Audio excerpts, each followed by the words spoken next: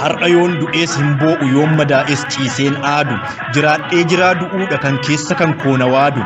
lafa abbaa kootii dabarsee gurra abbaa kootii yakkisu qe'ee muudaa abbaa kootii walloo koo gadi lakkisu abadan hin gabroonfamnu 90 duunee gubanna lafa abbaa keenyaa gadhiifnee eessa abbaa keenyaa qubanna dhuka dubbii gola laalu hambaa booyyee qola dhaalu hambaa booyyee qola dhiiseen dhuka dubbii gola laala booyyeef karkarroo eeggadheen lafee kootiin lafa dhaala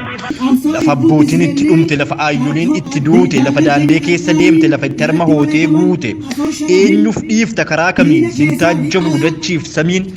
lafa qottee itti haramatte dirree loon itti tikfatte jogola sirbatti baate sangaa qulfootti jigfatte eenyu dhiifta kamisee moo sanbatee garaa muratta biyyoo fi garaa haadhatii moo haadharraachi furatta jiillartummaa baateef caffaa kamisee moo dawwee dhiifta haadhoo teenya lafa gootaa walloo eenyu filaattee ciifta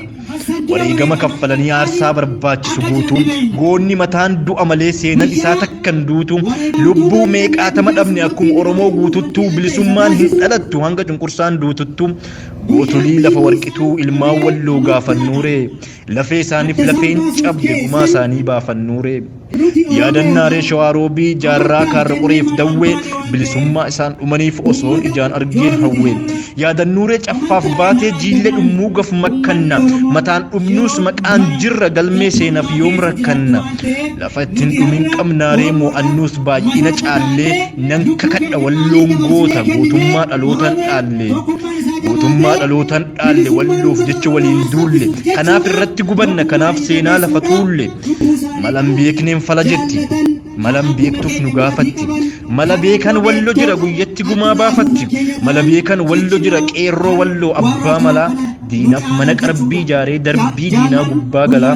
mala beekan wallo jira kan ofiin hidhatee lolu kan tooftaa lolaatiin goobe korma lafa isaatiif tolu kan gootummaan ijaaramte kan takkaa hin qabne mudaa dhiira walloo irsa diinaa walloo koo qoricha mudaa siifan hin jirree ta'e jiraadheef siin na waamanii